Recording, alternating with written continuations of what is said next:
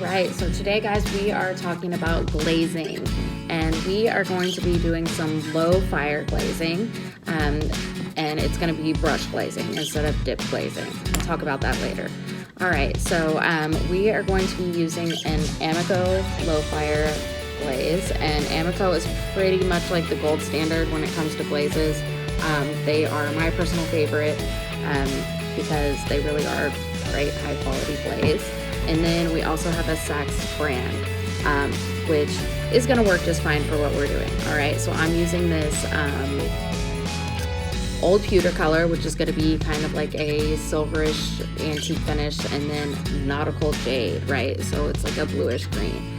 And so when we are looking at these, we always want to look and see, you know, lead free, that's good. We want to see if it's okay to use on anything that we are going to eat or drink out of. So if it has this, it's okay. If it was a no, if it was not okay, it would have an X through it, right? And I'm just going to be doing this little sample teacup with you guys today. All right, here we go. Remember, the color you see is not always the color that it's going to turn out after firing.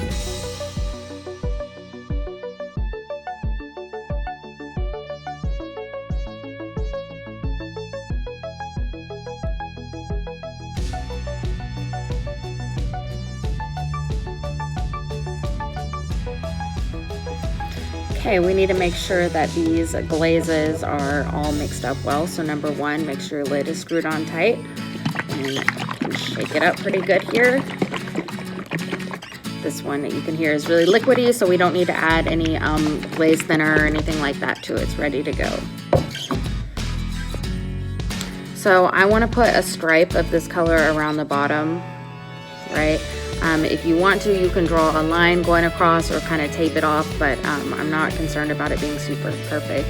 So just gonna go ahead and start painting it on. And remember, we're always gonna do 3 layers. And remember, no glaze on the bottom. We don't want it to get stuck in the kiln.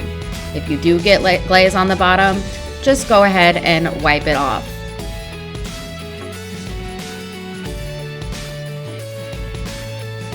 All right, so I know I said that we were not gonna be doing any dip glazing, and we were just gonna be using our brush, but I did wanna show you this technique for if you want the inside of a vessel to be all the same color, okay? So what you do is you're just gonna get your glaze, you're gonna pour it into the inside, all right? And then you are going to just slowly swirl it around and make sure it gets all the way coated.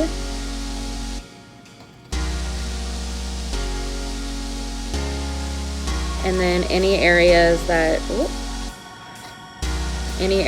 you might have missed, like in here, that's you can go in with your brush. And this puts it on pretty thick, so you usually only need 1 coat of this.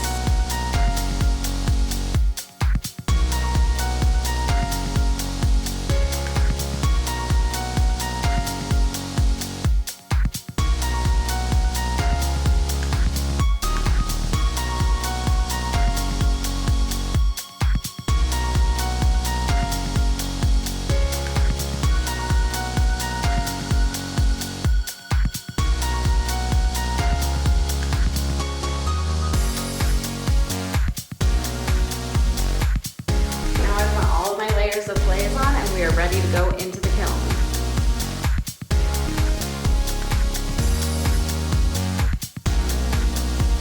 And now we have the finished product out of the kiln.